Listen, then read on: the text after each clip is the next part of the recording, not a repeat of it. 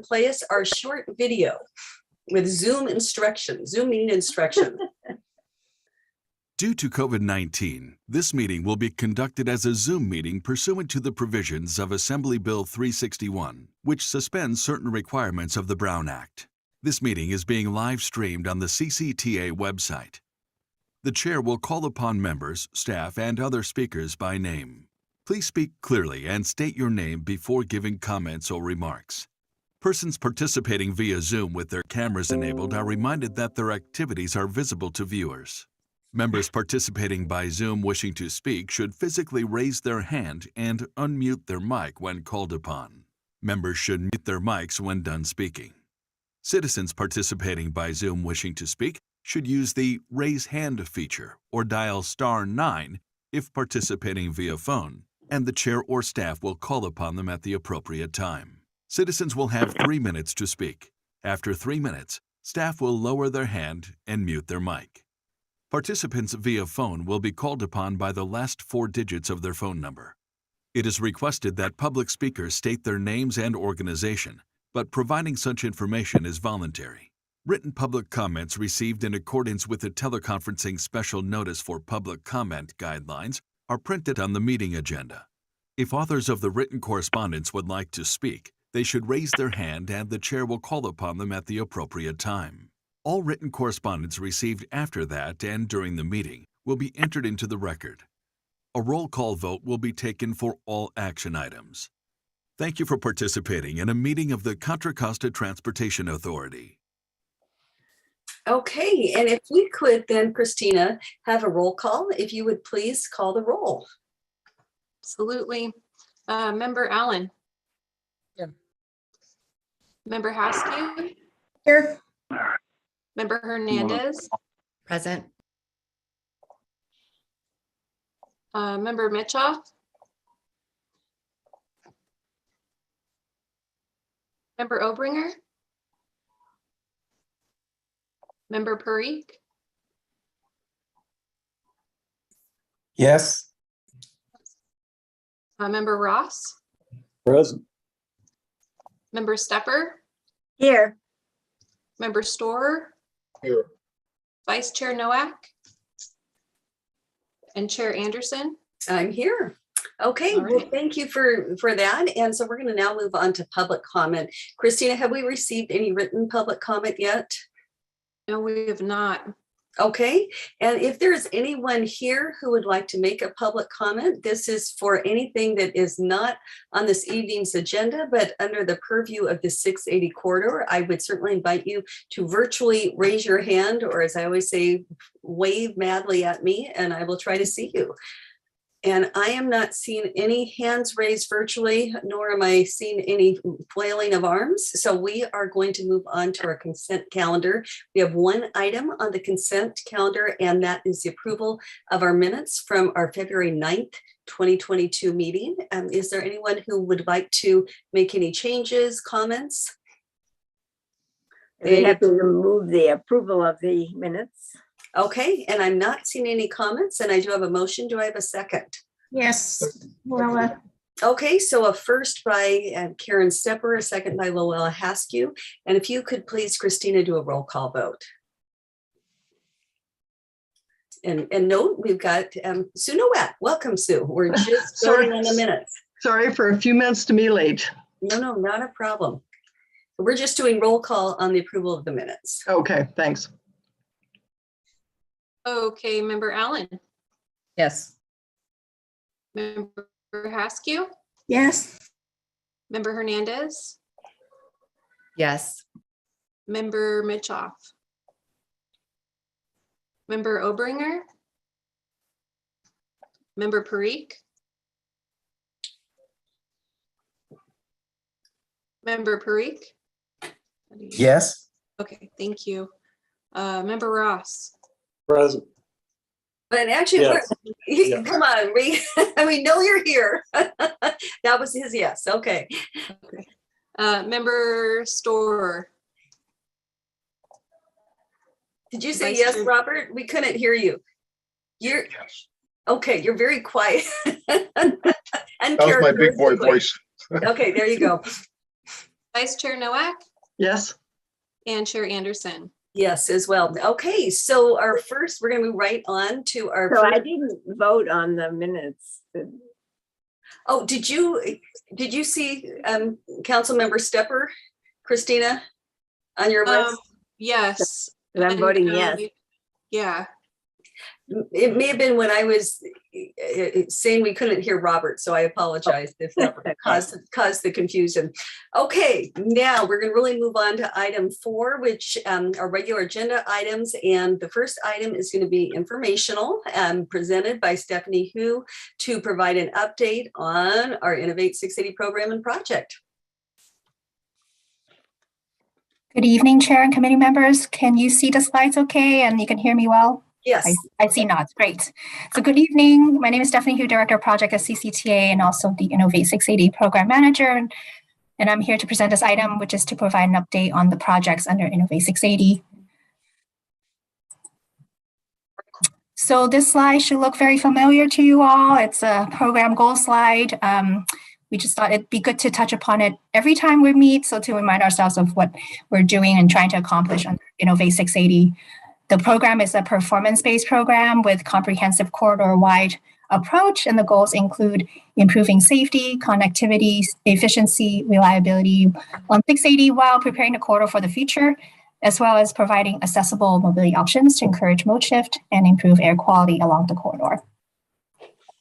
These are the initial 6 projects that are currently underway and in development, and the next slide will show you the updates for each of these. So for Northbound Express Lane completion, the project is in project approval environmental document phase. The project team recently met with Caltrans headquarters sustainability group in March to provide an overview of our VMT mitigation strategy and proposal. The team is currently working on responding to comments that we received at the meeting, and the goal is to go back to the sustainability headquarters group in May to continue the conversation. And also the project team is coordinating with Caltrans on the traffic operations analysis report and also the geometric designs of our alternatives. The part-time transit lane project, it's currently responding to Caltrans comments on the southbound part-time transit lane or transit bus on shoulder analysis memo. The draft project initiation document will be ready for Caltrans review by end of this month. The Share Mobility Hubs project is in a feasibility study stage, and the project team is developing conceptual sketches for the 8 sites along with potential improvements at these sites. They're also preparing to present these concepts to the Innovate 680 TAC group that we will be meeting in May. The Automated Driving System or ADS project, the team continues to collaborate with UC Berkeley and vendors on user cases, and a RFP has been released to replace the Share Autonomous Vehicle vendor because Local Motors Company went out of business earlier this year. So we released an RFP to look for a replacement, and the responses for this RFP are due this Friday. And then we're also responding to comments from FTA on the project concept of operations document. The Mobility as a Service project is continuing to develop components of the mobile app that will provide various mobility options. And the team is working on the user interface designs and working with vendors on car share, micromobility, rewards and incentive programs, and also working on the connection protection platform. And then lastly, the Advanced Technology project, which currently consists of 2 projects. They are Coordinated Adaptive Ramp Metering, or CARM, that you'll hear us say, or the Coordinated Adaptive Traffic Signals, or what we're calling CATS. So for CARM, the project is currently in the project approval environmental document phase. While we're pursuing a first phase that covers northbound between El Costa and Olympic, the team is finalizing a CARM evaluation report for the entire corridor. The project team continues to coordinate with Caltrans on their own ramp metering project, which includes developing a consensus memo for future corridor CARM implementation. And then for CATS, staff is working with the consultant team on a task order to begin the project, which includes a project level concept of operation as a first task. And then just an overview on some funding opportunities that are happening.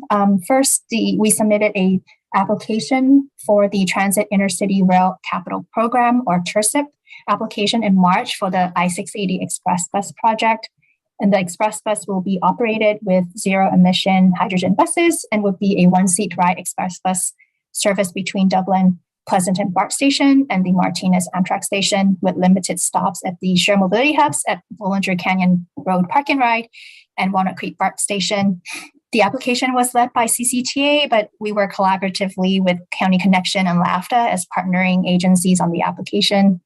The request included funding for hydrogen bus fleet, the fueling station, maintenance facilities, shared mobility hubs, bus on shoulder training and implementation, and then also research and development for first mile, last mile strategies at Momentum Station.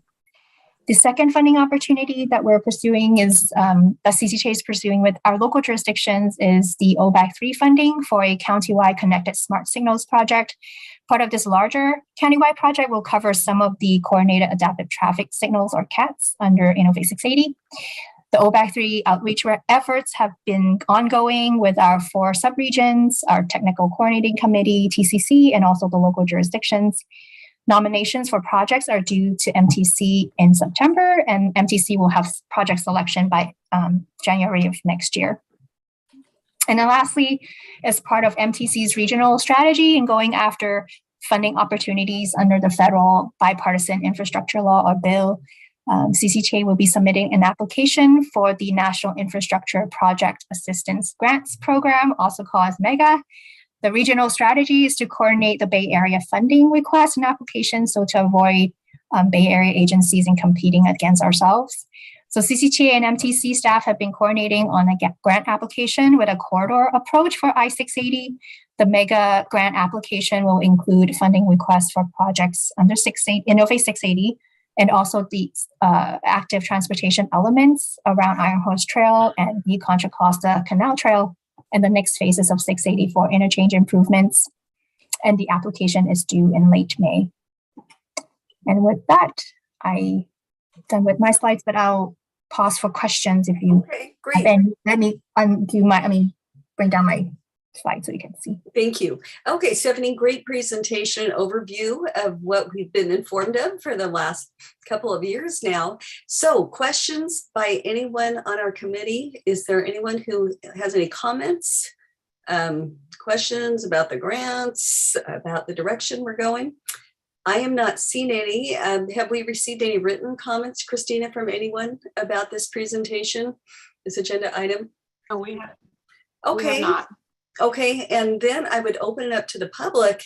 And again, I've got all the participants up on my screen. I am not seeing anybody who has their virtual hand up, and I'm not seeing anybody who is got his or her real hand up. So let's move on then to item B, Innovate 680 Program Concept Operations, or CONOPS for short, Implementation Plan Development and Next Steps. So I think we've got Liz and Danielle who are going to be bringing us forward with this item. Great, thank you. Yeah, and I'm going to kick this off. This is Liz Justison with WSP, the Systems Manager Lead for Innovate 680. So today we are going to be revisiting a topic that we talked about the last time, but in response to some of your questions, we took it a step further, and we're going to bring you some more kind of detailed information on other examples of a regional traffic management center, and also kind of try to articulate a little bit better what this looks like for Innovate 680. So Stephanie, I think you are pulling up the slides. Great. So this is as part of our kind of ongoing updates on different policy issues, and you can keep going 2 more slides. And I always like to have us start here. You guys are probably going to get sick of seeing this slide over and over again, but I think it's really important that we have this this kind of framework in mind and this complexity when we start talking about not only how all the systems have to work, but how operations work. So as a reminder, this is what we are calling the system architecture diagram for Innovate 680. And each one of the boxes represents a different subsystem that needs to come together and coordinate in order to make the full vision of Innovate 680 happen. So I'm not going through any of the detail on this other than to kind of make everybody see how complex this, the back end of the system will be. Lots of lines, lots of boxes, all things that need to work in real time, communicating data between systems to make the best decision for the region. Next slide. The box in the middle is what we're kind of calling the core system. So this is, we have a couple other points in this where we refer to this as the decision support system, as well as the countywide connected data center. And I'll give a little bit more on those in the next 2 slides. So we've brought these key policy assumptions together to you a couple of times before, but it's always a good reminder that we are working on these base assumptions that we are carrying forward, and it helps us make other policy decisions for the entire Innovate 680 program. So the first one is that we're going to have that core box in the center. We're going to have one coordinated decision support system where all of the data from each one of the subsystems comes together and spits out decisions based upon real-time information. So it's taking in information from the arterials, from the transit systems, from the express lane, and pulling that together into some centralized algorithms and pushing out decisions. So that's the first assumption. The second is that there will be a countywide connected data center. So all of these algorithms need data, they need real-time information. So our second key policy assumption is that there will be a countywide connected data center with sharing of information from all of these systems. Next slide. We are also making 3 other key policy assumptions. The first is that there's going to be some level of delegated control. And what that might mean is that one jurisdiction or one operating entity would give control of their system along the Innovate corridor to another agency. I keep kind of relying on the same example of the local streets relying on Caltrans to have them operate. But I think there's some other really good examples that I should be bringing forward, like the express lanes, which are operated by BAFA. But at some point, maybe BAFA would want to have their toll algorithm being controlled by the Innovate 680 because it has more robust information to help set the pricing on that. So you could see a scenario in which MTC or BAFA, I'm sorry, relinquishes delegated control over to another entity to make sure that it's actually using the best data for the entire system. We are also assuming that there be some sort of level of automated control. We need all of these decisions happening in split seconds. So there's an incident in the lane that needs to be communicated back up to the central system to have the signals and the ramp metering start slowing down or reacting to what's happening. And what we mean by this is that the system will do that all on its own. It's automated. So one system will react to what data it's getting from another system. But that doesn't mean that we don't have some kind of operational oversight.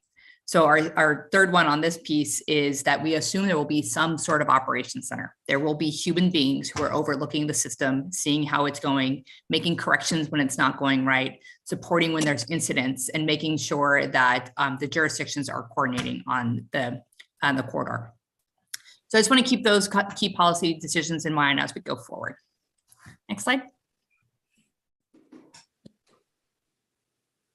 So this is just a reminder of where we've been in these policy discussions. The gray boxes are all the boxes that we've already brought to you. The blue boxes are the ones that we are still need to bring to this group and get your input on. And lastly, the 2 on the bottom right corner are the ones we're going to talk about today. They're different color because equity is going to be the first time you heard about that, or that we brought that policy to this group. But the second one is O&M considerations. And I think this is probably the 3rd time we're talking O&M, and for a good reason. It's really important because, all of these systems have they're not capital projects where you expand a highway and it goes. They have a life, they need strong operations. So I can understand why it's the 3rd time we're talking about O&M. Next slide. So what are we talking about for O&M for Innovate 680? And we talked about this last time, but really at the crux of it, the existing structure for operations and maintenance in the Bay Area is fragmented. The highways are operated by Caltrans, the local arterials are operated by the locals, there's transit that's operated by the different transit, express lanes are operated by BAFA. And you have seen how coordinated this entire Innovate 680 program needs to be. So there needs to be a more holistic and sustainable approach to how to really bring in all the components of Innovate 680. But the issue is these things take time. Building a regional traffic management center could be upwards of 10 years. So we need to start setting the framework if that's the way that the region wants to go for Innovate 680, and start thinking about how we bring the other partner agencies in and start building towards this regional traffic management center solution. So we talked about this the last time about how it really kind of plays off, balancing the freeway and arterial operations. If you have a regional traffic management center where you have both the locals and the state in one facility, that really, really supports incident management, having everybody co-located. I think we all know this. Lots of us are going back to work and we're like, man, that was so much easier being in person. Being live with a human being really does allow you to kind of move through issues quickly. It will bring together a lot of different government entities and stakeholders into one place. So understanding how that will be impacted with a regional traffic management center is really important. How our KPIs will be impacted if we move towards a regional traffic management center. And then the most important is how would equity factor into this conversation if we have an overall system operations in one co-located regional traffic management center. Danielle will hit on equity after we delve into the Rtmc. Next slide. So again, we've talked about this. There's lots and lots of needs for O&M for Innovate 680. That core system, the decision support system, the delegated control, that physical operations, that all needs to be developed. And then each one of the systems or the projects that Stephanie talked about earlier, have their own individual operations and maintenance needs. So this is not meant to be an exhaustive list. It will probably be more. It's really just a high level summary of how much there's going to be differing needs of O&M for the Innovate 680 project. Next slide. So this is a reminder. I think you guys have seen this slide before as well, but this is all the different existing O&M that is in the region. So I think it's pretty apparent that it's very fragmented, that the highway system is operated different from the arterial, different from the transit, and then we have these overlaying regional systems. But even amongst that, for operations and maintenance, I keep kind of hitting on the operations piece. There's different maintenance contracts for each one of these. There's different maintenance needs for each one of these. And each one of the different agencies has its own separate operations and maintenance. But when you think about it, for the Innovate 680 program, where you want everything coming together all kind of at once, and you'd have to go to all these different pieces, it's pretty fragmented and doesn't really support this cohesive response, integrated systems of systems to come together for Innovate 680. Next slide. So we talked a little bit about this last time as well, and I'm sorry, I'm kind of going back through all the slides we did last time, so apologies for everybody's a little, but I just wanted to make sure we kind of teed up and remind everybody where we talked about last time. So when we were thinking about how would we get there? How would we make it so that it would be a tiered approach? Because like I said, it could be 8 to 10 years before you would be able to have a true regional traffic management center if that was the end goal. So stepping through this, Stephanie, you can kind of just go through it. We were thinking through all the different projects and where they might be operated today. And we'll breeze through this one and go to the next slide, because I think it's more important that we hit on some of the key things we're thinking. That a regional traffic transportation management center will take time to implement. So in the meantime, we need to maximize those existing operations in the short term to the extent possible. This meaning that like we don't want to put kind of not I'm gonna say Band-Aid, but we don't want to create a small operation center and then have it be thrown away when we get to this regional traffic management center. It's not a good use of funds. So it's really important that we figure out ways that we can use all these great existing yet fragmented operations and then build towards this regional traffic management center. We also need to really start thinking, we have learned during COVID what doesn't need to be co-located. Also what things can be hosted in the cloud versus which things need to have physical co-locations, and how things are going to work in kind of the 24/7 nature of the program. We also know that there won't necessarily be a perfect fit with all the existing operations with Innovate 680. So there might be the need to fill a gap with some kind of county operations solution. And it could be a very small footprint, say 2 to 4 employees at an existing building somewhere in the county. And that would help us build towards this regional traffic management center. And even when we get to, or if we get to a regional traffic management center, there is still going to be the need for county operations and a role for the county in the implementation and operations or the operations and maintenance of Innovate 680. Okay, so these are the new slides. You guys asked us last time for some examples. Where has this been done elsewhere? So I really want to talk about 2 of these. And I think they're probably the most, I don't want to say they're the most interesting, but I think they're really 2 great examples. The first is Houston Transtar. And when you talk to people who work in traffic management centers, this tends to be kind of the gold standard.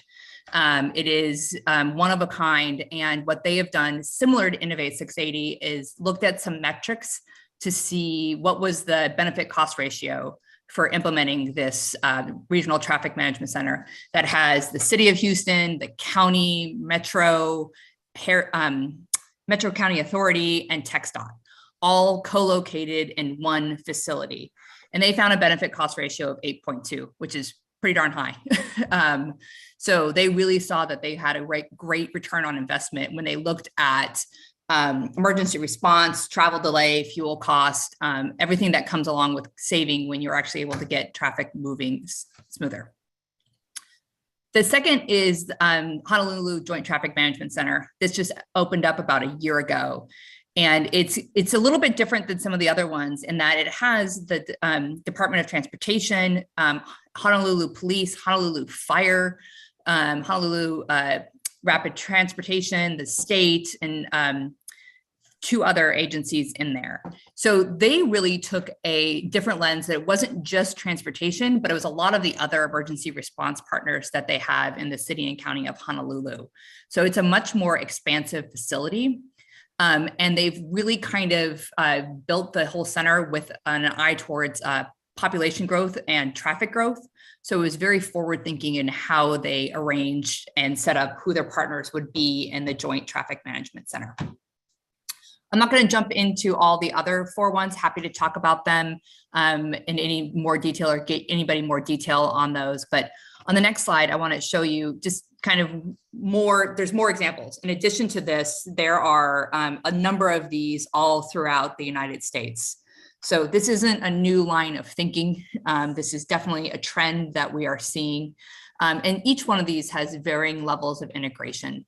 Some of them have, a state and a local, some of them have transit, some of them have emergency response. It kind of is dependent upon the need of the region and what they might see. It also might be a phased approach to doing it.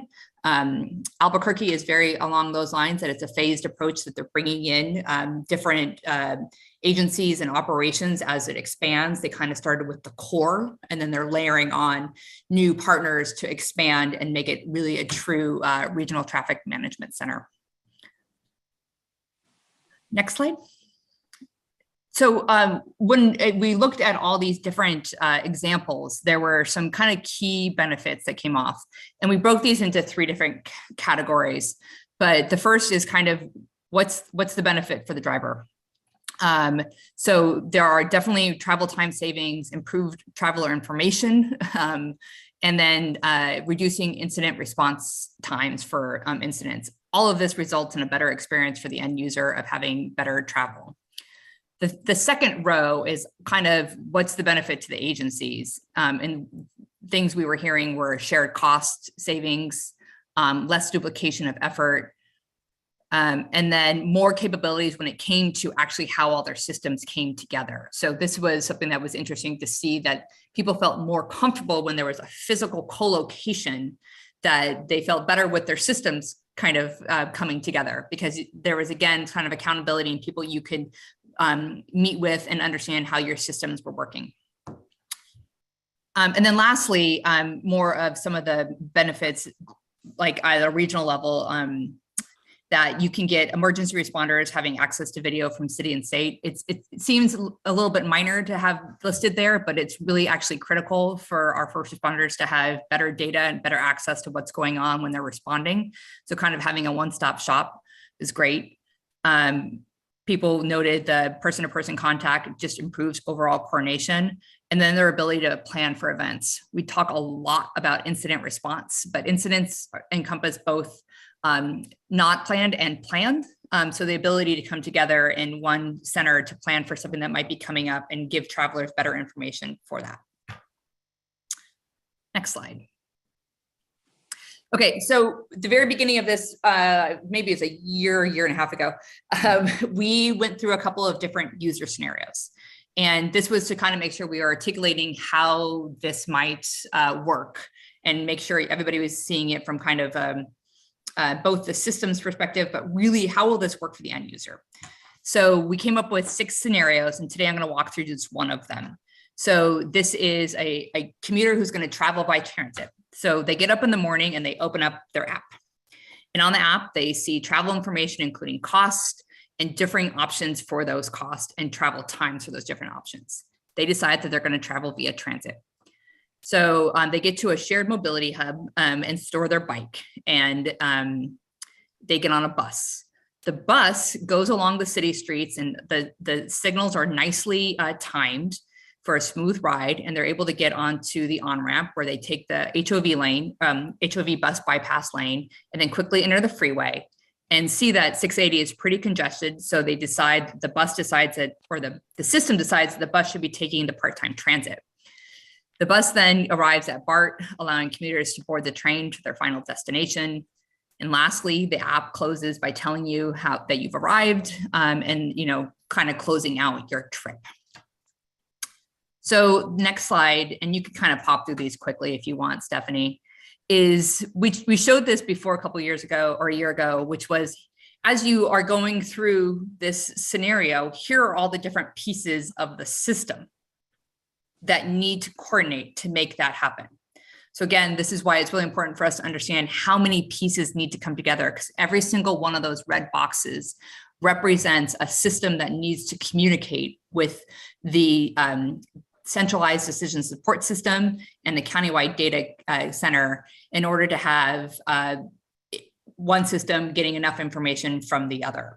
Like the bus is going to have to understand how the freeway is operating for it then to be directed to go take the part-time transit. That requires coordination between the bus, the local arterials, and the highway system. All 3 of those systems need to come together to get that one connection happening in real time. So that's all from a system perspective. But what if we took it from a different lens? That's our next slide, which is which pieces of the operation would need to be looking at this to order to make this happen. So you could pop through these again, Stephanie. But really what we're trying to show is these are all the different operations centers that would be kind of being pinged, I guess is the best way I could say it, for oversight to make this happen. And what we're, again, trying to articulate here is how fragmented this would be. You imagine you're trying to make this a seamless system and a seamless operation, yet we would be looking at the freeway, the express lane operations, county operations, all the local transit operations, and each one of those operations centers would have a different role in making sure this came together. So the ideal solution would be what you see over on the right, which is in the long term, having a solution where there is some kind of co-located regional traffic management center. So instead of all the red boxes over here on the left, you could envision all of this happening over on the right in one coordinated center. And I think that is my end slide, and the next one is going to go to Danielle. Thanks, Liz. So Liz kind of teed this up earlier, that along with talking about ongoing O&M, and as Liz just articulated, all the different operators that need to be working together in real time, and all of the supporting systems, communications, infrastructure that needs to be transmitting that data to make good on all those individual steps just for that one sample scenario. And as Liz said, the CONOPS has multiple scenarios. So along with that whole conversation, we were trying to think how to bring to you all in a meaningful way how we factor equity into this conversation and what we even mean by equity when we talk about it in the context of Innovate 680. And so the approach that we tried to take with you today is to take what we're going to call an equity overlay onto each of those steps in the scenario that Liz just went through. And I'm going to go through them again, but with a slightly different angle on it. And then we'll have some overall discussion with you all on both the equity overlay and the overall O&M conversation that Liz just went over. So just please bear with us as we go through this, because I do believe that this is one of the first times that this group has really talked about equity and what we even mean by equity. So before I step through this particular icon that's on the slide, I do just want to put out there that we understand how important and topical the conversation of equity is. And we do know that there are multiple angles you can come at equity, whether you're talking about socioeconomic equity in the way of income, whether you're talking about demographic equity, and that could encompass race, gender, age, whether you're talking about ability, like with the ADA compliance issues, and whether you're talking about modal equity or even geographic equity. So there's a lot of potential complexity, and rather than having a more lofty philosophical conversation, we wanted to kind of ground it in some of the actual specific steps in these operational scenarios. So using the example that Liz just went through, we're going to step through these. So the first step in this scenario where the user travels via transit, when they do open that mod app on their phone and they're trying to choose by which mode to travel, there are some equity overlays that the project team and the program team would want to be thinking about. And for this particular step, those could include things like considering access barriers for the technology. And those could be around income. Do the end users have the appropriate technology, the smartphone that has the app that it can function on? Is the app in a language that is accessible to the end users? Are there any ADA or ability issues that folks might have if they're visually impaired or anything like that? And then also, is there an age component? Are we designing systems for the end users that are actually intuitive to the end users to use? So those are just some of the possible things to think about. Stephanie, if you want to click to the next one.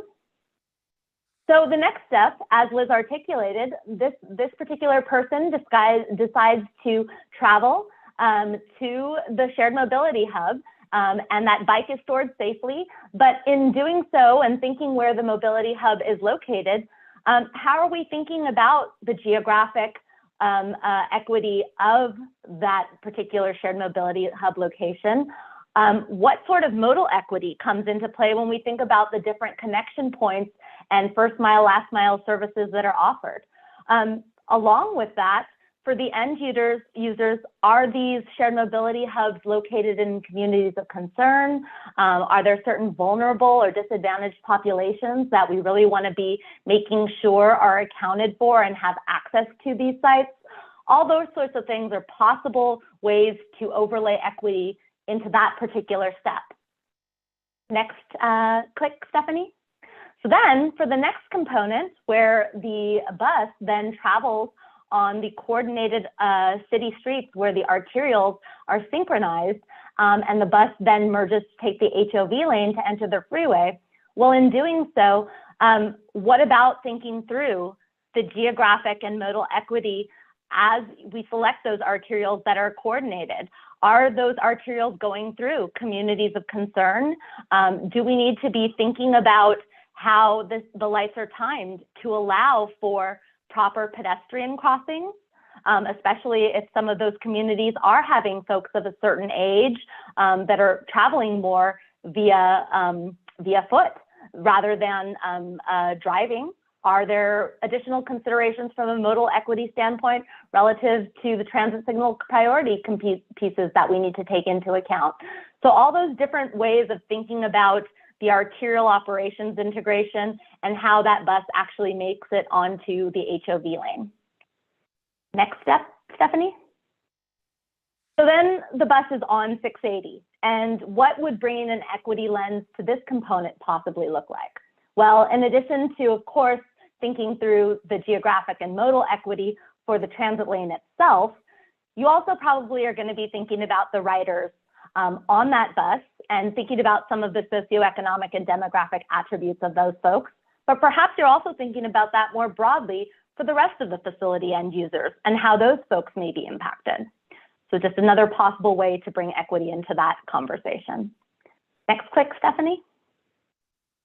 So then the bus makes the arrival at the BART station and the commuter makes that next connection to the BART train. And of course, when we're talking about steps like this, I'm sure all of our transit operators and transit reps on this call will be right there to acknowledge the complex conversations, but how important those conversations around connectivity and access, especially for certain vulnerable or underserved populations can be, and just making sure that that's being thought through when we think about the frequency of the services, the timing of the services, and again, just how we really support the needs of the end users. Last step, Stephanie. And so finally, similar to the first step, you know, when the commuter finally arrives and kind of closes out their trip utilizing the app, again, it brings into play the access barriers to the technology, but when the payment piece is introduced, it also opens the doorway for a conversation around some additional complexities about the unbanked population. So folks that might not have some of the forms of payment that are kind of assumed for some of these technologies. And what do we do about that? So there's just a bunch of different ways that we can look at how to overlay or integrate equity into our decision-making and really operationalize it.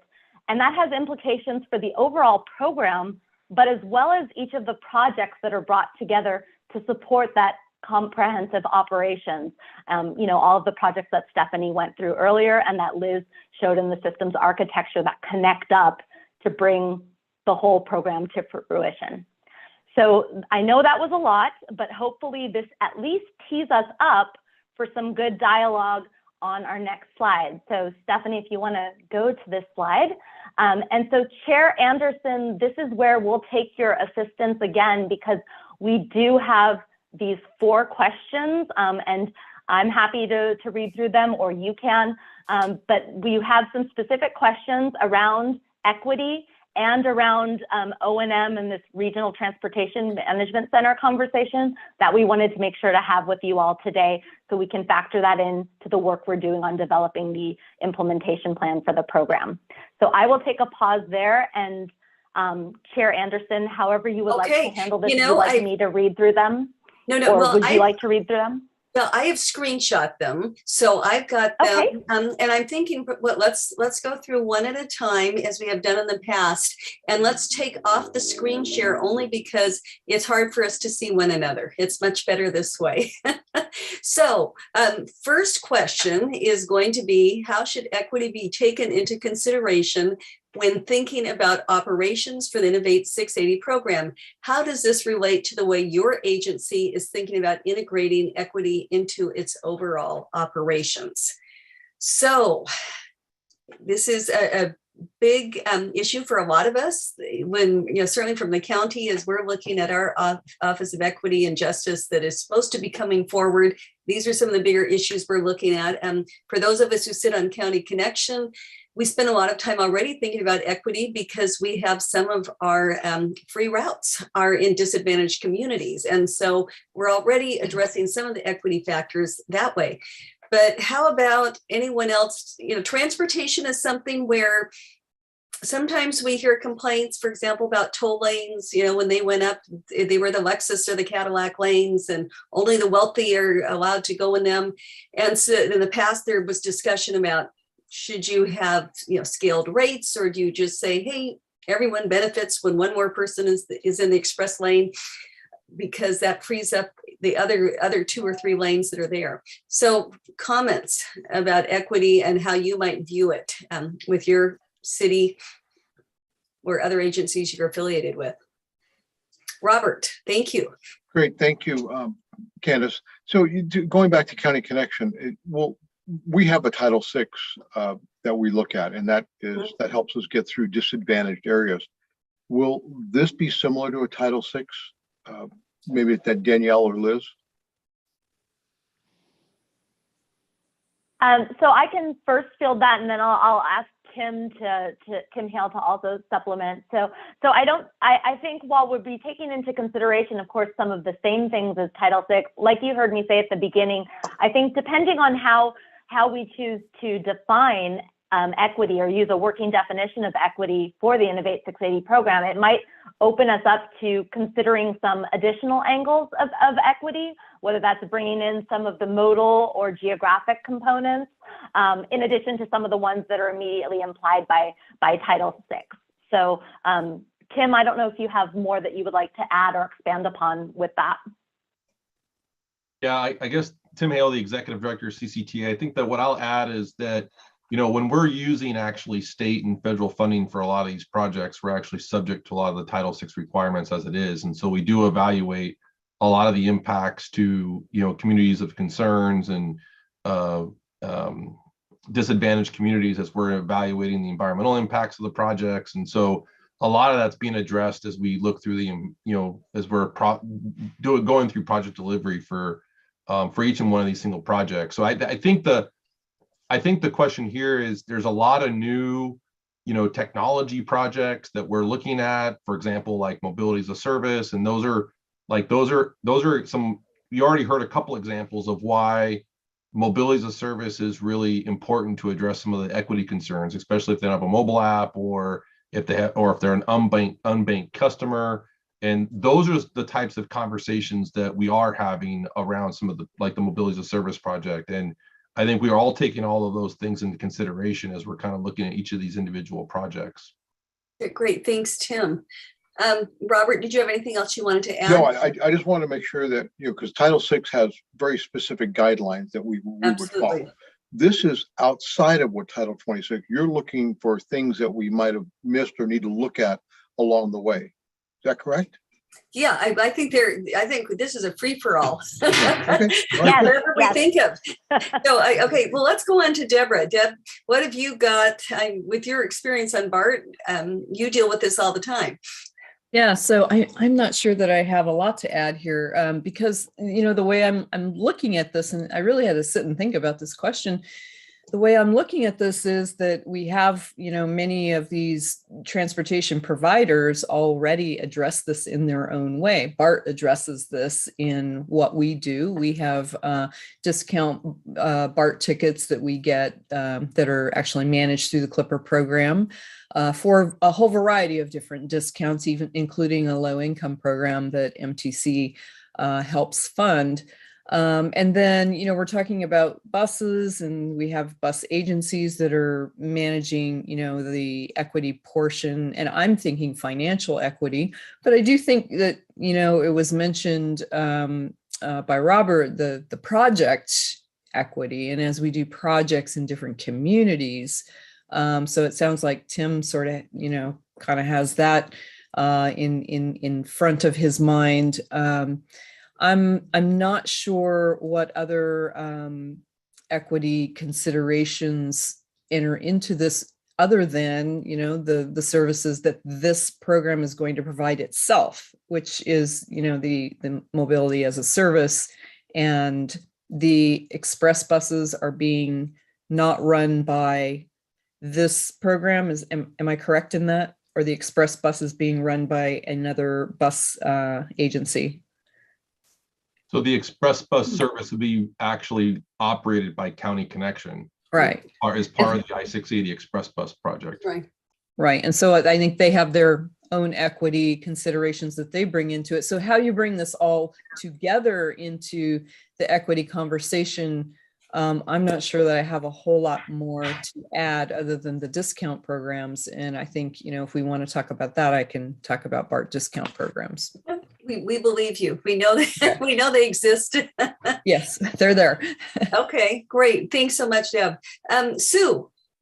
Yeah, I'm sort of thinking along the same lines as Deborah, because a lot of the agencies sitting on the County Connection board it's not only low income areas, but it's also disabled, elderly, that we have different things. And the agency, I think County Connection has, worked really hard with LAFTA to do the one seat on the paratransit side of things. So there's a lot of things working in those agencies.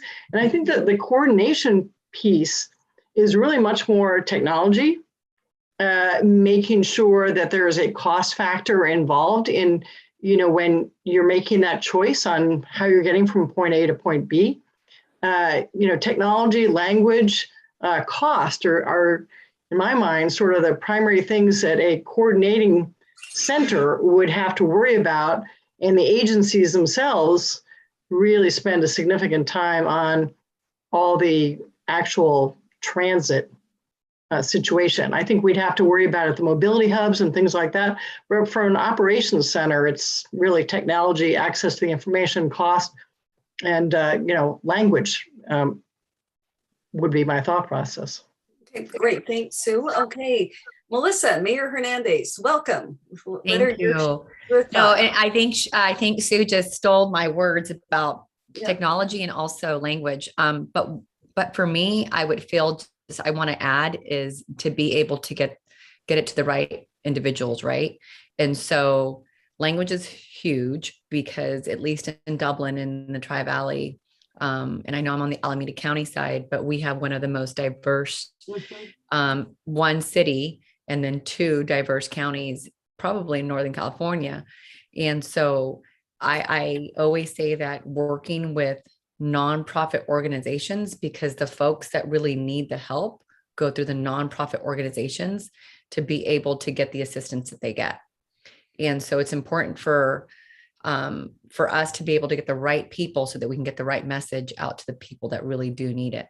Because the people that have the iPhones, the individuals that have technology, accessible at their hands or a laptop or so on, they can maneuver, right? They can be able to get by, but it's the folks that don't have those certain technologies available to them in order for them to be able to get the right services provided to them. So it's just, honestly, it's about educating the writer as well, or the individuals that maybe don't know that these resources are out there.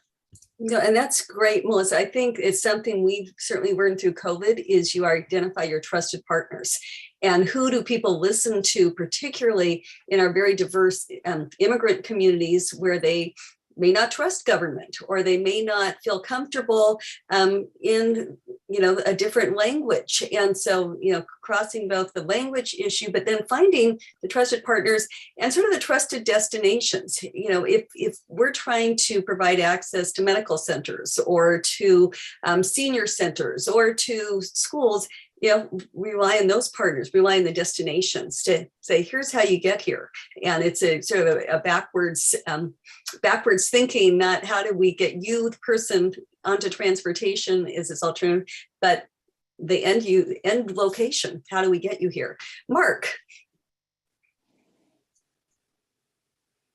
Oh, thank you, Madam Chair. Very, very interesting conversation, and my colleagues have touched on just about everything, especially Sue. I guess what I would add is, yes, it's the access nodes like the NGOs that are going to give us the valuable information, but that's all should be in the existing system, transit system in its various forms anyway. I mean, those should be in operation. Those equity concerns should be at the points of entry to the system now. But how does the coordination of all this, how is that looked at through an equity lens? And I guess that's more of a question of how fungible will the operations be dictated depending on demand.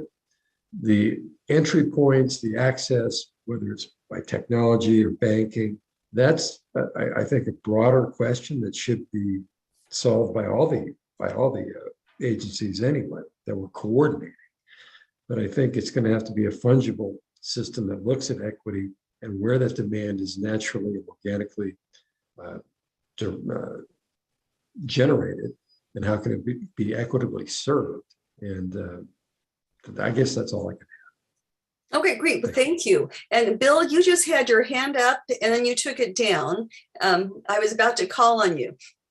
Well, I saw Deborah raise her hand, and to me, the members of this need to go first. And then if you so choose, I would like to add to it. Okay, Deborah, go ahead. Bill, you're being very gracious, but we'll come right back to you. So Deb, go ahead, please.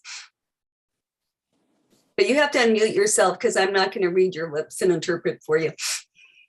I have this really great coffee cup that says unmute yourself. Thank you, Bill. I appreciate your kindness. I just wanted to add one other thing, and I don't know if perhaps Tim and staff, if you have started to think about what the seamless legislation could bring into this whole picture, which, you know, has the potential to sort of merge all of the revenue into, for all of these agencies, into one place and then distribute it out from there. And so, you know, I think that maybe at least that unbanked issue and some of the financial parts of this conversation, you know, it's very possible they may be taken out of our hands. Okay, and that could be. Okay, Bill, let's have you go ahead now, because I don't see any more committee members' hands up, and we'll go to you, and then we'll see if there's anyone else in the public who's here who would like to speak to this.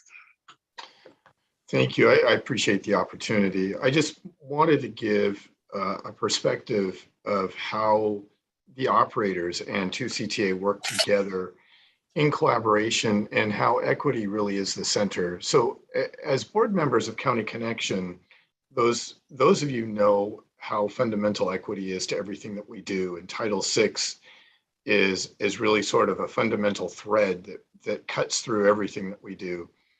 But in our collaboration with 2CTA, we do bring that to the table. And I wanted to give you a couple of examples of how we're using sort of our lens on equity and in the same process of moving forward some of these technology projects. So one of those projects is the Transit Signal Priority project that we're working with together with 2CTA. And one of those components of the project is actually in Concord in a community of concern on one of those routes that is free. And so as we enter into these testing technology projects with 2CTA, we're bringing that sort of lens on equity to the table to ensure that we're putting those projects and deploying them in a way that does provide and enhance equity. And I thought it was an important thing just to at least provide a tangible example for you all to, you know, be able to hold on to. Another one is we're working on an autonomous shuttle system.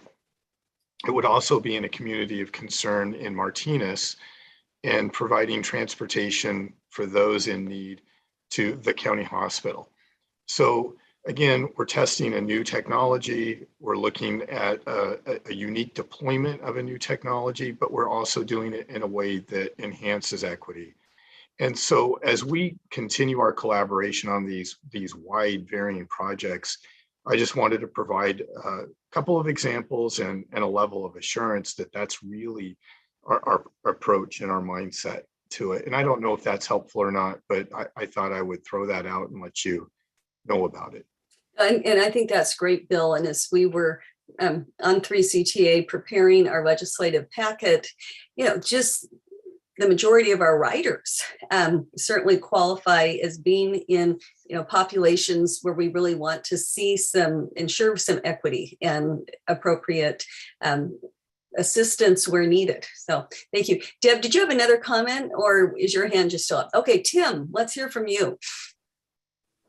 Well, Mr. Churchill actually took some of the words right out of my mouth. And so I wanted to just maybe add to what he said. So a lot of the projects that we're working on, really equity is kind of thread and overlaid in a lot of the things we're doing. And he mentioned a few of the projects. The other project that's part of the Innovate 680 program is providing some sort of autonomous shuttle for the Rossmore community in Walnut Creek. So that's another equity type project. And then I think the other one that I wanted to mention is actually it's County Connection's success story. And I talk about it all the time because I think it's a great one, because sometimes we tend to rely on, data to help us navigate and understand how we need to address equity. And sometimes it really takes someone to really have boots on the ground knowledge of what's happening on the ground to really determine how to craft these projects. And so the great example is County Connection staff, as they were going through their route planning, they were walking the monument corridor and really understanding how to really modify that route to really address the needs of the folks in that corridor. And just by doing that, it increased ridership tremendously when they actually redesigned the route based on what the actual needs are. And so that's what we really need to understand is what are the real needs, in these communities. I know working with NGOs are really important, but having that more boots on the ground knowledge and understanding what the impacts are or what the barriers are in each of your respective communities and how we can actually address those through a lot of the strategies and projects that we're working on as part of Innovate 680. And so, and I think that's the real question here is just, we all have all these basic requirements, but what are some things that you are aware of? And you don't have to answer this question tonight. We can maybe bring this back. I think this question today was really to kind of start dipping our toe into the equity question as part of Innovate 680. And I think we'll have more to come on this, but I think the important thing is to understand, what are some of the barriers that you see in your communities around equity and how can we address those, with Innovate 680. I think, Mayor Hernandez mentioned language. Others are mentioning, financial constraints and so forth with either subsidies or incentives. And so I think those are all good points that we can incorporate into the overall Innovate 680 program. So something for you all to maybe to continue to think about after this meeting, and I'm sure we'll talk about it again in a future meeting. Okay, great, thank you. Is there any, I see, Luella, please go ahead. Thank you. I'm on the Accessible Transportation Task Force under the auspices of Ccta, and that's an even bigger thing where it's supposed to be able to, we're trying to figure out a way to have people, elderly and disabled people and veterans, I think, are thrown in occasionally.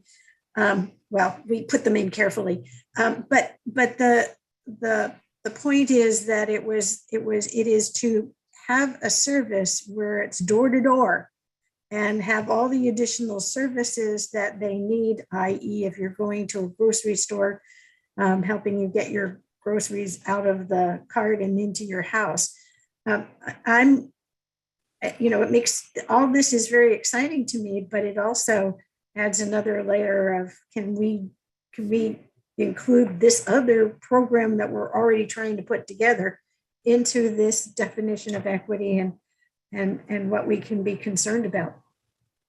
A great point. And I think, as was mentioned too, we're already looking at something with Rossmore, which is creating accessibility with that demographic. And it was interesting how during the pandemic, Rossmore was identified as a disadvantaged community using the census data in large part because of the strong need for services and actually the lower income level in there. But we know our senior community absolutely is one that needs to be considered. So thank you. Other comments from anyone else on this question? And then we're going to move on to the next question. I'm not seeing any additional hands. So the next question is similar to this. It says, how does equity play a role in existing decision-making, particularly for operations and maintenance activities?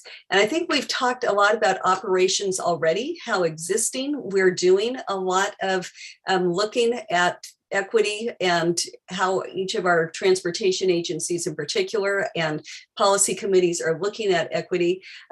Maintenance activities, I think that's an interesting topic. I mean, certainly we look at a diverse workforce from a maintenance standpoint, and I think all of our agencies focus on that. But other thoughts about both maintenance as well as anything else we haven't discussed for operations with regard to equity?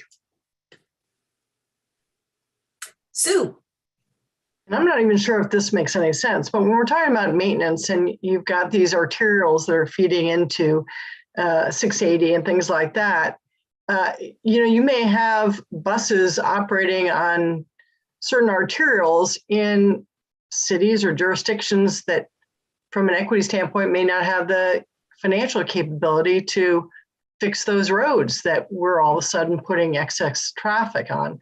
And so that's my only thought when I looked at that question. I thought, well, not everybody has the same ability to pave their roads, fix potholes, things like that. And so that's the only thing that came to my mind when you talk about maintenance. No, and that's a great point. I think, we used to worry a little bit more about pollution, air pollution. But now that we're running electric buses and continuing to increase that fleet, I think that will be less of an issue of creating excessive greenhouse gas emissions in areas that we should be more focused on. Any other thoughts? Okay. Oh, Karen, I see your real hand. Yeah, my real hand. Fluttering in the corner. Go ahead, please. It's just since I'm walking all the time with the dogs, the puppies that we have, and the sidewalks have so many problems, places that trip, and we all know that falls are the main issue with people who are elderly. It's kind of a shame that my answer always is the same as was in our quarterly newsletter. Well, they're owned by the person who lives at that house. Those problems don't get fixed by the cities because they're thrust on the homeowners who don't even realize they have that liability, even though we write it down in lots of different places. So I think that's an issue with people getting to the transportation, whether it's from their front door to an autonomous vehicle or down the street to a bus stop. I think it's an issue that the maintenance is not actually addressed by the people who are going to pay for it and get it done. And I think and that's a great point when we look at the routes people take. And I will say, as I've had my 91-year-old dad with me off and on, accessibility takes on a whole new role for walkable communities when you don't have ADA ramps. And kudos to the town of Danville that put one in my neighborhood when I realized with my dad we were having to jump his walker to jump a curb to get him across the street to a park. And Danville stepped up, not because I'm a former mayor, but it just said, hey, we've got our contractor that does these curb cuts. You do need a curb cut here. But I think making sure we have accessible routes to really promote our transit centers and the last miles, whatever way we're going to be connecting people. And even to Karen's point, the accessibility, if we have whatever vehicles get someone to where they need to go. So great point with that. Other thoughts? Okay, and I'm not seeing anyone from the public on this. Let's jump down to our third question, which is, would the development of an RTMC assist with furthering the goals of the Innovate 680 program and help reduce O&M, operation management costs for your local agency? Any thoughts? Would it be helpful? I think my first gut reaction, and I'll just say something because no one else has their hand up, is probably only because you would have a more global look at a whole group of different things that you might be able to address in a unified approach in each of our communities with a unified campaign. But I don't know, Tim, you've got your hand up. Clearly you have a thought on this. Well, I was just going to add, I think, right now, each of the cities in Contra Costa County and even along the 680 corridor, each of them are investing time and effort to, invest into their signal systems, operate their signal systems. Like I know, for example, some of the cities are investing a lot of time, upgrading their traffic signal controllers, developing many operation centers within your individual cities. I know that's happening in some of the cities along the corridor. I know some of the cities have actually received funding to do that in their respective cities. And so I think what this would do is this would pull together, all of these kind of, fragmented systems that are all at different levels. You know, you have some cities that have, you know, very old controllers that don't operate very well. You've got some cities that have been doing some upgrades, and they may have, you know, maybe 25 or 30% of their signal controllers upgraded. And then you might have some cities that are fully upgraded. And so that may even have smart systems or something. And so when you have, you know, when you have all of these cities with, you know, different type of controllers, different types of vendors, and we actually saw this really create a challenge for the I-80 smart corridor relative to pulling those signal systems together to actually operate in I'll say harmony or synchronized during incidents along, you know, in coordination with the I-80 smart corridor. So having these systems in place and having an understanding of all of these systems being integrated. And then the nice thing is, as you look to the future to upgrade your signal systems, if there is some sort of standard in terms of a common controller or a common vendor, potentially what cities can do is actually bundle and actually have more larger contracts to help save money, you know, for bid prices, et cetera. So that way you're bundling things across cities and not necessarily each individual city doing their own thing. And there's been similar conversation about bundling paving projects in that regard to help save money. And so there's a lot of, I think there's a lot of advantages to having a standard signal system that each city is trying to achieve, that's then coordinated with a more regional operations center. And there, and hopefully with those comments, you might be able to see, you know, some of the cost savings in different levels relative, you know, relative to maintenance, operations, but also relative to installation of new controllers. Like for example, maintenance, if you have all the same controllers, then that's less devices you have to buy. They're all the same devices. There's less training, et cetera, less workforce development that you're training all in one system. So I think there's a lot of advantages to being on one system. That's been realized in, I think you saw in the presentation in other parts of the country and if not the world. Okay, great points, Tim. Sue. So just piggybacking off of Tim's, and I think he makes a lot of great points on where cost savings can be done, bundling, regional thing. My only concern there is ability to get the money for that. And, you know, it goes to people feeling like, you know, and we went through this with our Measure K to increase sales tax for infrastructure and for our library. And I think people were willing to go along with it because it was going to be managed within their little city. But once you start having that money controlled, you know, 3 levels up and over a broad group, then that lack of trust as to how it's going to be spent and whether it will be spent fairly and whether, you know, that gets fairly complicated. I mean, when we did working on our library and our the rec and park section and the county section, and just sharing one little road, even getting that road done, the cost sharing negotiations and stuff were complicated and lengthy.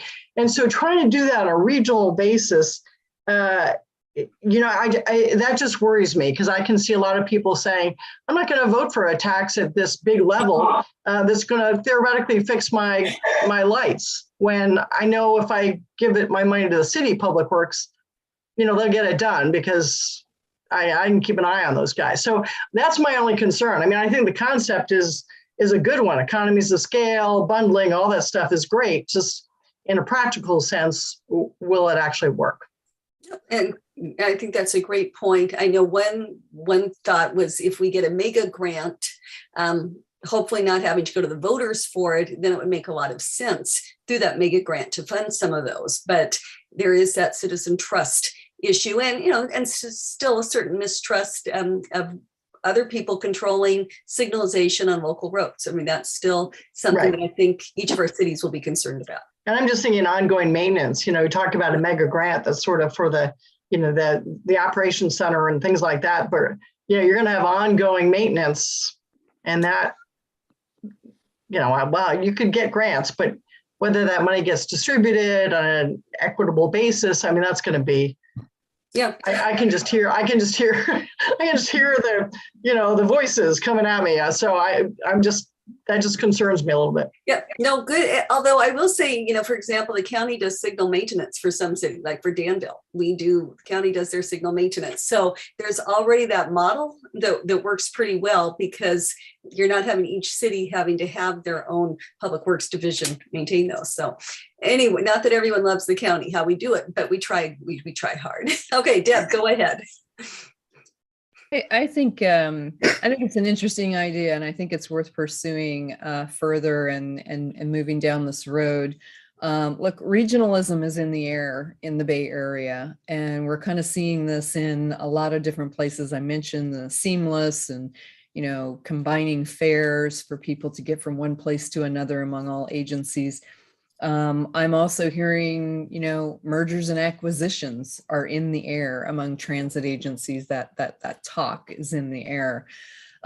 We have to continue to look for ways to do things more efficiently and faster, for sure. I know I struggle with this at BART. Everything is always not, never when you think it's going to be.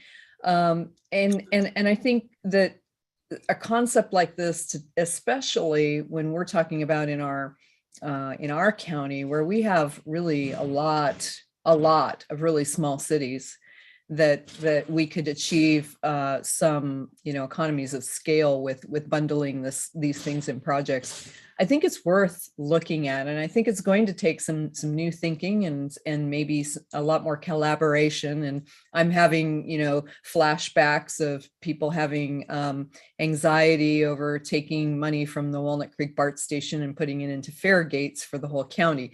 Right. And at the end of the day, what I say to people is, look, everybody in this county uses BART, and they might not exactly be using those BART stations, but anyway, you get the picture. I think we really do have to start stepping back from our territories and start to come to grips with, in order for us to continue to get these projects forward in a more efficient and funded, really, in the proper amounts, that we have to look for new ways. And this is potentially a new way for us to think, and I think it's worth exploring. Okay, great. Thanks, Deborah. Anyone else on the committee or anyone from the community have any more comments about this one? Not seen it. Okay, the final question we've been given is, if an RTMC is desired, how can the region work together towards this longer term solution while minimizing throwaway costs? Would developing a more comprehensive county operations led by Ccta for the Innovate 680 program be a logical place to start? And I think we talked about this a little bit last time we had our meeting, of the fact that we already coordinate as cities in the county through Ccta. We all have great respect for Ccta and a good partnership with them, our transportation staff, as well as our elected leaders. Yeah, I think that's a great place to start. But what are other people's thoughts? Sue, please go ahead. Just going to be my day. The thing I'm thinking of is starting to work toward that end. If you have to get people starting to think about those things, thinking about, this is how we're going to manage 680 and improve it, and using the arterials and giving control over to somebody else. I think if you start in a big thing and saying, our RTMC is going to come in and take over all these things, you're going to have people go, ah. So if you could start, in some smaller ways to get people sort of adjusted to that idea, I think you'll get a much better response in the long run when they say, oh yeah, that worked well. That helped a lot. Even sort of the CARM ideas is sort of a good starting point on how just managing that that people could see the positive benefit to 680 for that could go a long way for getting people comfortable with having a regional control over, our arterials and things like that. So that's sort of my thought, rather than sort of jumping from 0 to, 100 in one big step. Okay, Melissa, please go ahead. So I'm a true believer in having groups apply to maybe do a community outreach initially, where they actually want to be part of the conversation, and get their input, ask for maybe some experience on, maybe this is something that they've done or they've had, resources to be able to understand what we're trying to do here. And then definitely have staff coordinate with other staff members and get the key players of the staff members in order for them to be able to move this project forward. Okay, terrific. And I think it's really important for us to recognize too that this isn't just Contra Costa, it is Alameda County, and your transportation authority and your elected officials absolutely need to be brought in as partners. But I also feel that like having individuals actually apply for community outreach, because instead of just having individuals saying, oh, we don't think this is a good idea, and it ends up being not really what you're trying to do. You're trying to solve a problem. So if individuals have an engineering degree or have some type of background, you get the right players from the community that actually really want to take this seriously and have an in-depth conversation. Great, thank you. Mark, please go ahead. Thank you, Candace. And I would agree with Melissa's inclusion admonition there. I think it's a very good process. Along those lines, and along what Sue was saying, it might not be such a bad idea to, as we try to move towards a grand unified theory of movement in the East Bay here, to get people on board with that theory, and to make the penultimate control center much more palatable to all the partner agencies and jurisdictions that are going to have to be part of that and agree to be governed by it, if you will. I think we need to promulgate some of the successes that have quietly and humbly been implemented and have taken root, like ramp metering.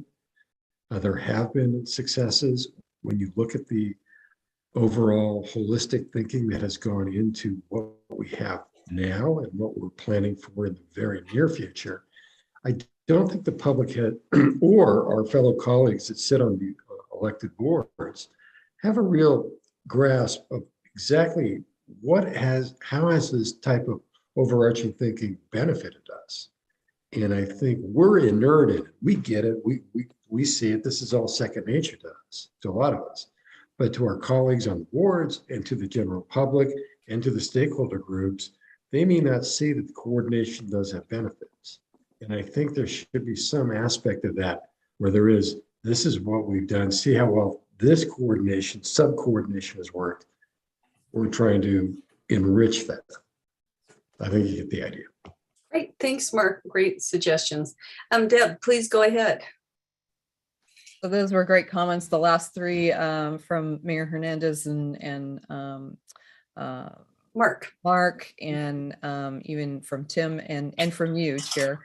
I think the question is, do we recommend that we go forward with this on this Innovate 680 program? And I think, based on my previous comments, my thoughts would be, I think this is a good thing to take a look at and explore. I wholeheartedly agree with the other comments that this has to be really transitioned in a way that very carefully. But I also was wondering, because I appreciate Mayor Hernandez being here and making the point that this is really both counties, right? Alameda County should be a part of this discussion. And I just don't see the representation here really from your county. And so I'm just wondering if maybe we can talk about ways to get that, more of Alameda County, or at least Southern Alameda County, into this discussion. Okay, great, thank you. And I know we have, how many, in fact, I would love to ask Tim if you know, because I don't want to put Christine on the spot. How many representatives do we have on this committee from Alameda County?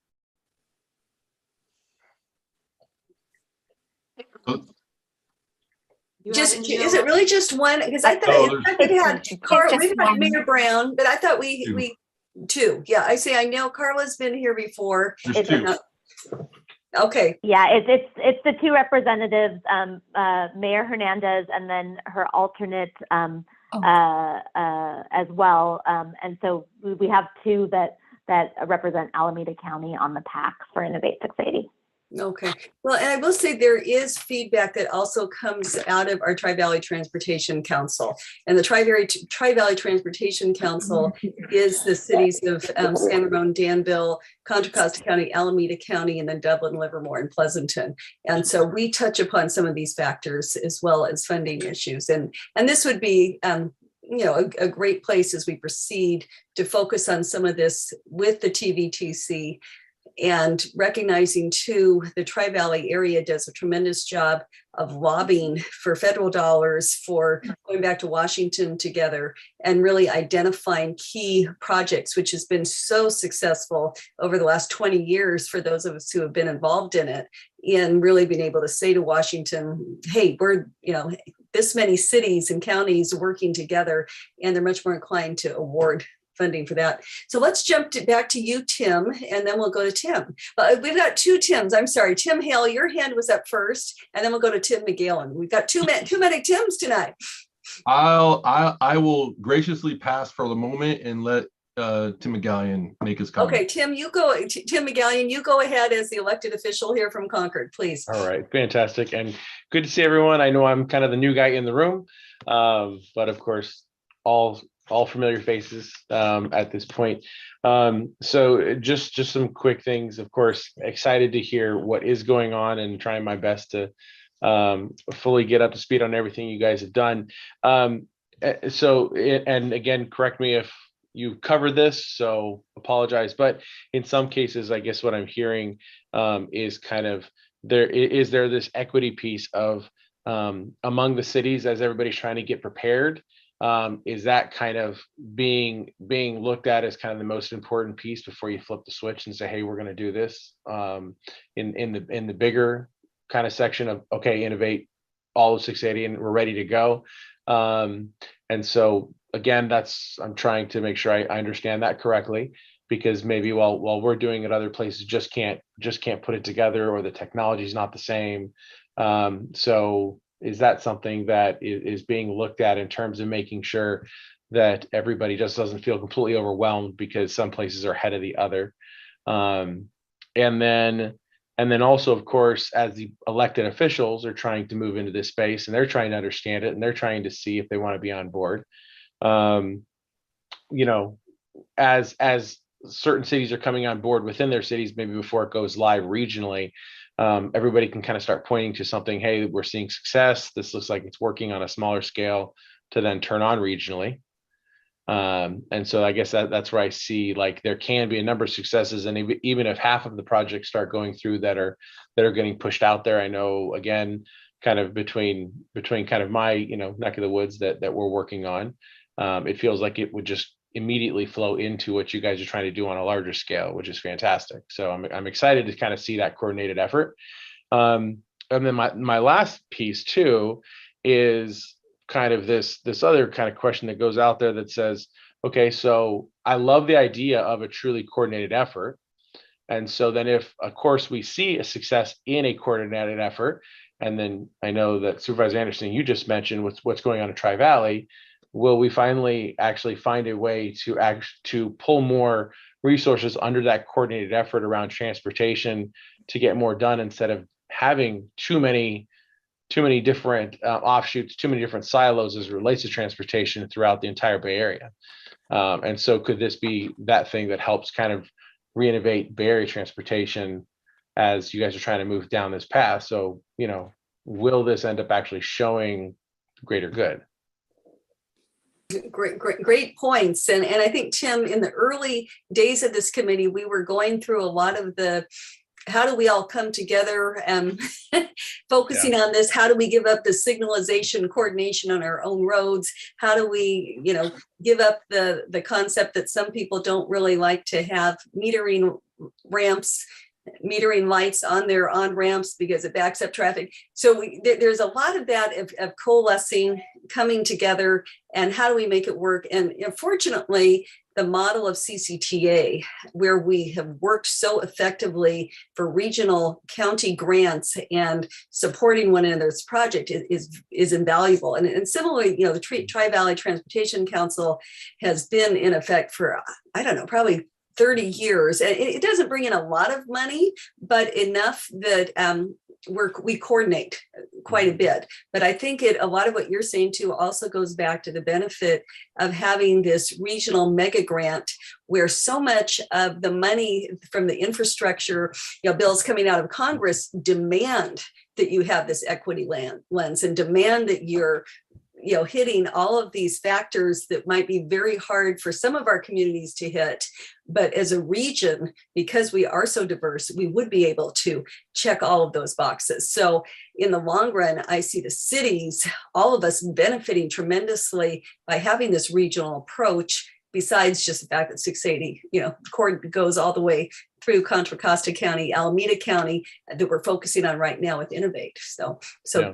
Great points. And again, I apologize if I've kind of retreaded some things. No. And I get it even from like you just mentioned, you know, from Concord's perspective, you know, that flows through Concord benefits everything out in East County.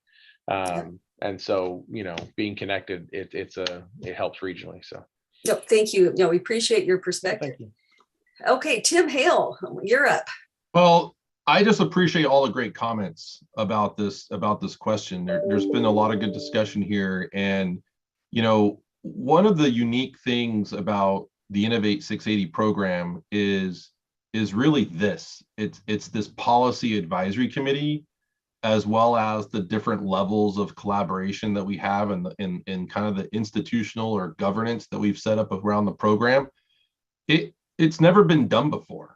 You know, this group here is actually trying to tackle a lot of institutional barriers that have that really have been challenges for other types of projects like Innovate 680 across the nation and even locally. You know, and so and this concept of, you know, collaborating, you know, I always say never underestimate the power of collaboration. I mean, I'm a collaborator just by nature, and that's why we set this program out the way we did. And I think that, you know, to your point about, you know, more of the greater, broader region, you know, that is actually one of the reasons why MTC selected the Innovate 680 program as the #1 candidate project for the mega program, which is the project that Stephanie mentioned early on.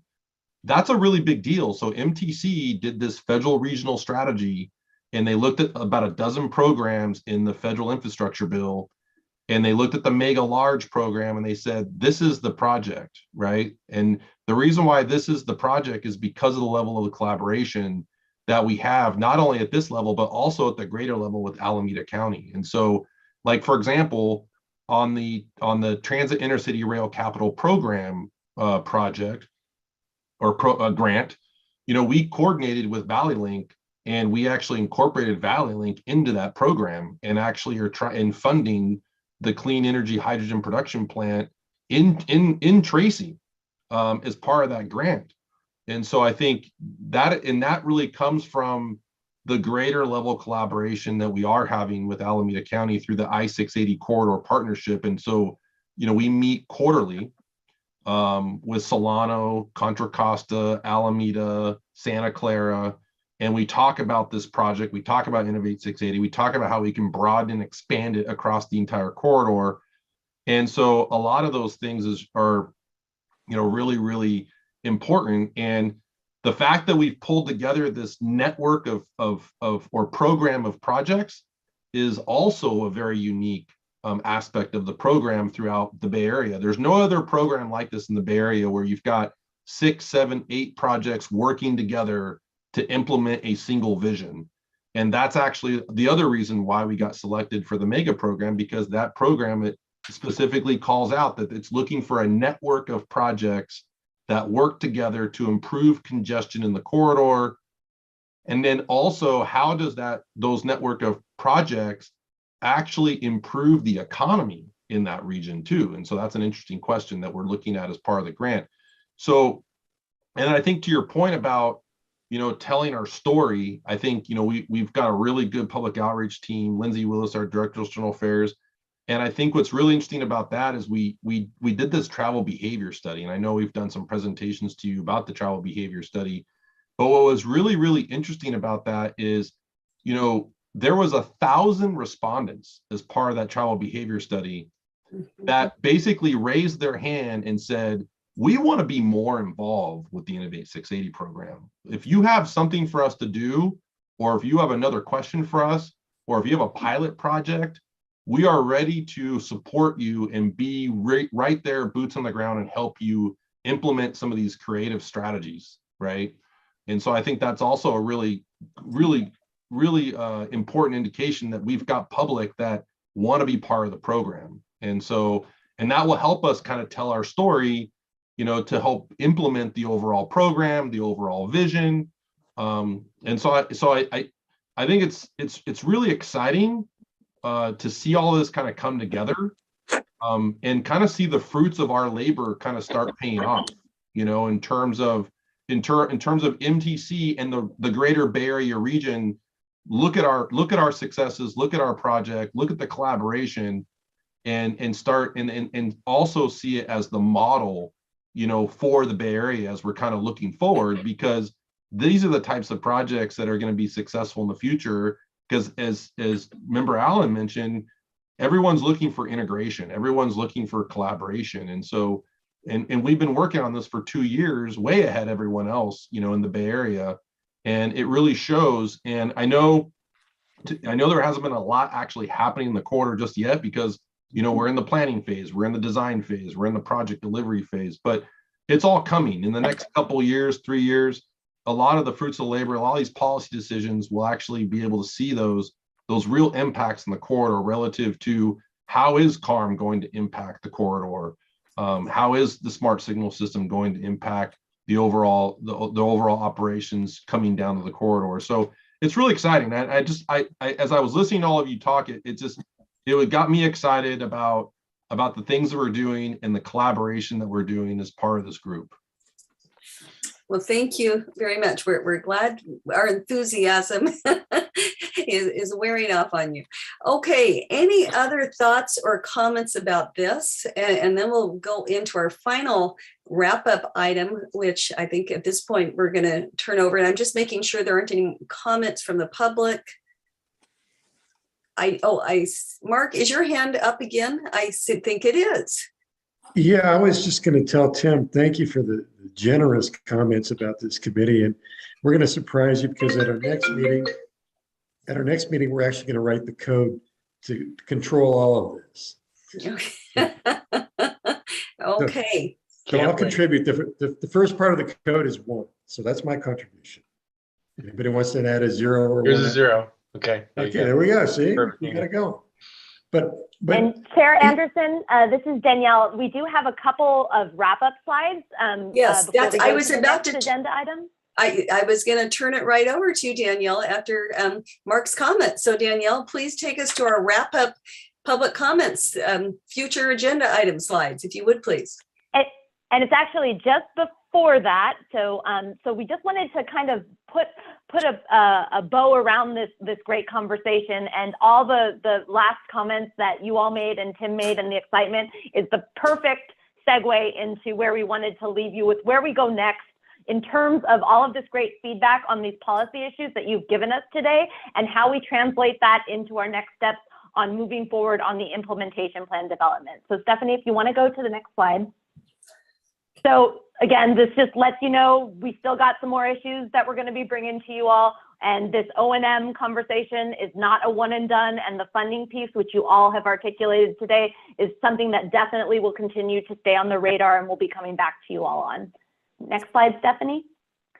So talking again about the institutional integration and the multi-tiered committee structure that we've got, and how we want to leverage that to make sure that we are continuing to get the feedback and buy-in. And so I'm not going to go through each and every row here, but there are a couple rows that I want to highlight for you all. And I've done this in the past, but I'm going to focus our attention just to remind folks that we do have a couple of committees for which it really does encompass the integration with FHWA at the federal level, with Caltrans at both the local district level and headquarters, and of course with MTC and with our California Highway Patrol partners. And that's the program leadership team and the executive steering committee. And you can see those indicated by the circular dots and the diamond. And so the executive steering committee that consists of the district director for Caltrans District 4, the deputy director of operations for MTC, and Tim Hale, those folks are going to be meeting for the first time in June. And some of these very issues that you all have been discussing around O&M, what does this look like when we're integrating and synergizing operations with some of the other big regional centers? That conversation is going to be present and continuing there. The other line that I want to draw your attention to on here, actually two of them, are the black bar and the sort of purple bar. And that's to say that we also know that we are going to be continuing detailed conversations with your jurisdictions.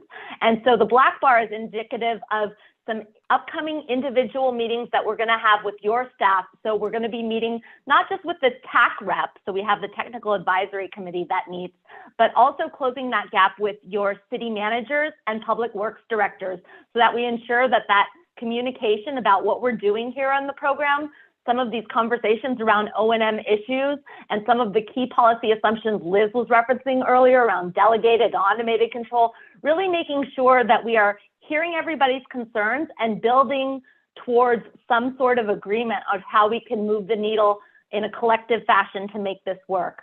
And that last bar at the bottom on the city council presentations, this is also an opportunity. I know Tim is going to be making the rounds, and for some jurisdictions, it's not only about Innovate 680, but for those that are a part of Innovate 680, it's another opportunity to raise awareness and get some additional feedback from the rest of your colleagues that sit on the various councils.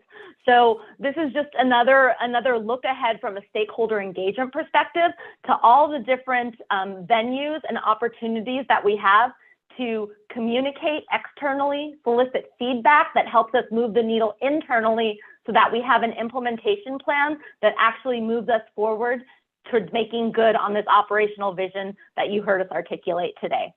So that is the final closing item on this agenda item. So thanks, Chair Anderson. Okay, does anyone have any questions on that, on what was just presented on that fun chart and the next steps? Not seen any. So Danielle, do you want to take us on to the next agenda item? And this is the one where we are sort of looking at future agenda items. Absolutely. So this is just the opportunity, Stephanie, if you want to throw up the slide deck again real quick. We always have an opportunity for you all to suggest additional topics beyond those that we've already kind of highlighted that we know we want to bring to you. But if there's additional feedback, additional topics, additional things that you all would like to discuss or would like for us to do a deeper dive on, maybe some of the projects that Stephanie covered, you're really interested in hearing a little bit more info on, this would be the time for you to share that with us, and we'll make sure to work towards agendizing that for the next meeting. Okay, any members of the committee have anything they do not believe is being covered or you would like to see covered at a future meeting? And I'm going to really open that up to anyone who's present tonight, any members of the community who are sitting there saying you're missing entirely this important component. I am not seeing anyone matching that description. Okay, so we're going to let you continue to lead us down this path, and you're doing an excellent job by posing these questions to us. We do have, as you are putting up here, our future meeting dates. Our next one will be Wednesday, July 13th. So make sure you have that on your calendar. And the following one, Wednesday, October 12th. Sometimes it feels like we're meeting more often, but I believe we really are just meeting quarterly. So it's great to have these meetings set ahead of time.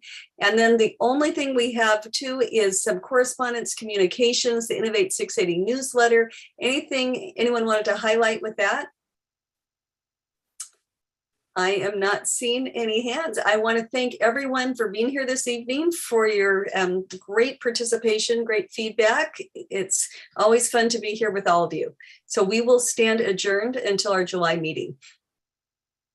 Thank you all. See you soon. Thank you, everyone. Bye-bye. Thank you.